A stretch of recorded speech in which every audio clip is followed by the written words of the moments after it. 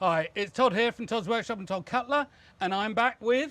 Matt Easton, Schola Gladiatoria. for another weird weapons, and this is going to be a good one. So, Matt has no idea what this is. I've been told to not look behind. Oh, why is it some things just make you happy the moment you see them? I think it depends what end of it you're on, actually. Yeah, that's true. But that is possibly the most offensively nasty thing that I have ever made. And actually, I made this as a commission for David from Bloomineck, another YouTuber. Well, Matt, first impressions. I mean, it's obviously to some degree related to the Golden Dag as well, I would say, in its ethos. So yeah, these Far more complicated weapon then. Yeah, it is. So this is a posh version, I would guess, isn't it? But fundamentally, these sorts of weapons seem to get particularly popular in the late 14th, 15th century for some reason. Not to say that they don't have their predecessors before that, but they start to achieve particularly this type, this sort of developed form in the 15th century. So if you dug one of those out of the ground and had to date it, then you would guess it was 15th, perhaps 16th century. This one was replicated from a pair which are on the Hall of Steel, I think it's called, down at Leeds Armouries. Yeah. Which because they're permanently mounted up there, I was not able to get access to, but I just sat there with a pair of binoculars and a notepad. Yeah. Making a note on it. Now, what's quite interesting is the two they had were made slightly differently. One of them has the equator line here of the hemispheres horizontal. The other one, interestingly, had them vertical. Ah. But other than that, they looked superficially very similar indeed. I mean, obviously hollow. Yep. So these are essentially fairly thick sheet steel forged into a cup.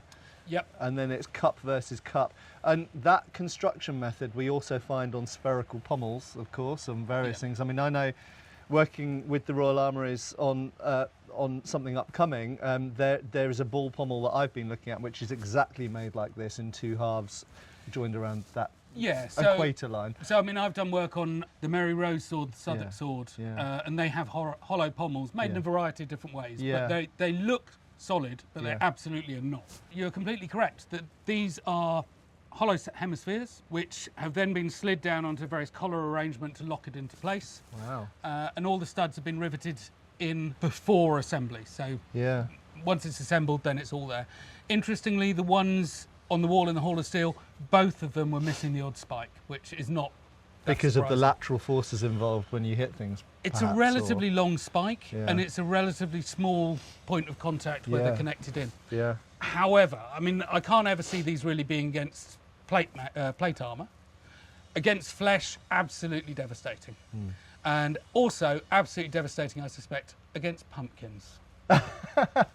It's that time of year. They're often shown being held up high, so they're often like second or third rank weapons with the intention of donking someone who is over there, you know. So you've got people in front of you with more typical weapons, glaives, poleaxes, shields, this kind of stuff, and you're looking for opportune heads that you can donk from far away with. And the thing is, a weapon like that, because it has quite a mass to it as well. Yeah, it's heavy. And the spikes on it like that, it is not going to take very much of a donk to do an awful lot of damage at the other end. Even just gravity. You wouldn't want that to just casually fall on you. Even just gravity. Well, let's test that on a pumpkin as well. So let's take it down the field, give you a bit of space, because this is no place for it, and let's see what it does. Cool. Is David okay with that? I sort of haven't asked him. We talked about a gentle head bonk. This is just gravity only, just let the thing fall. Gravity only with a gentle head bonk. Right, here we go. All right. Yeah. So that's full penetration on all of those. It is hitting with 3 spikes. It's like a little face. Oh yeah, there you go. Yeah, Halloween. Easy, quick way. Job done. So that was just a gravity drop. Yep. So I want to see it with a bit more force, not loads. Okay. Give it something that you think will be meaningful. Cool. Okay. A medium hit. A medium hit. Take it away with a bit more force.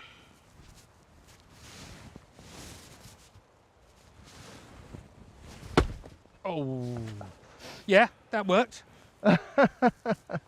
Splat. Yeah, splat.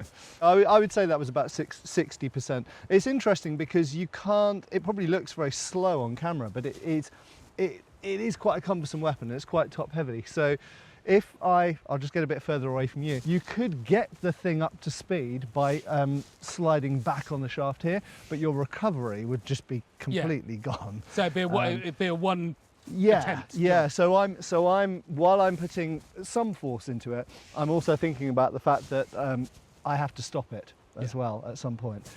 Now, obviously, if you were hitting downwards, you might not have to stop it. Your mentality might simply be, I'm just going to put as much welly into it as possible, holding it right at the end. Yeah, which would be horrendous. Yeah. I've got one final test that I'd love you to do, which is basically like the baseball swing. Okay. But I'd like to see you do some moves first. Can you just sort of put it through its moves a little bit? Obviously, we don't have treatises for this specific weapon, but it's basically a poleaxe. So you've got your two ends, and luckily I've got a calcio, as the Italians would call it, or foot or shoe at the end here, which you definitely use as a more nimble end, with the idea you're trying to create an opening to then come through with that. So yeah, a lot of the thing would just be moving it around, trying to keep those spikes away from you, obviously. Yeah. I hate spiked weapons. I hate making them. They're just a nightmare. There's always something to bite you. Yeah. Sliding of the hands is very important with this type of weapon, either to extend the hitting end further away from you, but also to bring that back end. And it also helps with the recovery. Because if you've swung that end out, the quickest way to recover it is actually to slide the hands back because you're not moving the head very much. Yeah, and if you choke up towards the spike end, being careful, you can actually move the thing around quite quickly. But then it becomes cumbersome again. When you try and swing the heavy end. Yeah, I mean, it's no featherweight. I mean, it doesn't matter how you dress it up. There's a lot of steel in the end of that. Yeah, but if you move it in thrusting motions, it can be quite quick. So horrible. So horrible. So Matt, there's our pumpkin. I'm going to evacuate the area.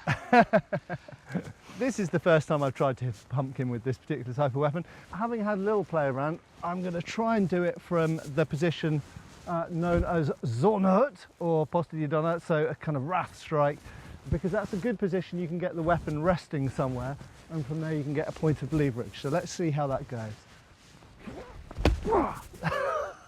Lovely. Well, you certainly shredded him. And the best thing about that, Matt, is you left him more or less complete. But yeah, I mean, I don't know if you noticed, but you skimmed off several little tails there. Right, okay. I can see there's a big splat on there. Yeah. Brilliant. Shall I have another go at it? Yeah, totally have another go at it. So I skimmed off the top of it, did I? Yes. Oh. Lovely. Lovely, lovely smack. So let's go and have a look. Well, that's quite a fair way to knock a pumpkin as well. Yeah, so what you've got there are 4 impact points on the spikes there, 5. And an impact, sort of mass impact, yeah. Blunt trauma impact to the thing itself. Nasty. Yeah, I mean, penetration or no penetration, even if I was in my armour, I wouldn't want to be hit by this with a full swing. It would be really unpleasant. It would be. And talking of armour, we have some mail over there, over an archery foam torso. Right, take him away, Matt. So his upper chest here. Oh, yeah. It's broken a few links. Right over the heart. It's basically torn, hasn't it? Yeah. It's torn a whole line of them. A whole line of them. 5, 6 links have gone. And a big impact hole straight through the mail there as well, into the chest. Do you want me to do them again? Obviously you need to do them again. Oh. Ouch! As a see. Oh no, it's not hard to see at all. Yeah, penetration into the foam. It's penetrating them out, and it's just a huge amount of percussive force, isn't it? What else is there to say, really? So, late 14th, 15th century, well, Morning Star weapon. Hit or miss in the spirit of weird weapons. Yeah, it's a scary thing. I think it's definitely a weapon that you wouldn't want to use in a one-on-one combat. I think it's if you could avoid it, it's quite cumbersome, and I think it would leave you quite exposed to someone, for example, with a poleaxe. Simply because it's heavier. Yeah, because it's heavier. You've also, I would say, got fewer tactical options with it than a poleaxe. However, interesting detail. So one of the things with poleaxe is people often think about blocking with the shaft, which we do a lot. But there are blocks you can do directly downwards between what is called the le croix in le jeu de la hache, so the cross. And what's interesting is with these spike things, if someone's swinging, let's say, a halberd at you, you can just jam that spiked head into the opponent's incoming weapon and it will get trapped up and stopped in Somewhere. Yeah, so I think these can actually have a defensive as well as an offensive purpose. So a little bit like the weird weapons we did with the caged buckler. That Yeah. there's just stuff in the way. Absolutely, yeah. So, and the other thing as well, looking at Japanese weapons, there are certain Japanese weapons that have spikes all around, which are used for tangling up in people's clothing. So if you're going in with this thing point in and sort of snagging up on people's sleeves and Yeah. stuff, you could really just by sticking it in there and spinning it around, you could really get people caught up. So I think people look at this and they think, big club, spiky, smash. I think serious intimidation. I mean, you know, you're faced by a poleaxe or a sword or something like that. But there's something a bit more traditional about those. There is something a Yeah. bit more exotically unpleasant about this piece. Yeah, and the fact that, you know, these spikes can trap things, they can get tangled in things. Also think against anti-cavalry. If you stick that out in a horse's face, it's instinctively, it's like a giant grape bramble, isn't it? It's not going to like that. So I think they're actually slightly more subtle weapons than they See, I'd count that in the very unsubtle. So it's great. So thank you very much for watching. So the Morningstar weapon, which now belongs to David from Bloomin' X. So check out his channel. But while we're on that subject as well, both Matt and I have got channels. I've got a secondary channel with some more niche content. We've both got Patreon sites, which really helps with this kind of filming. Because if you like this stuff, our websites are the sort of places that you will really get interested. So Matt, Thank you. thank you very much. Another weird weapons done. Thank you, guys.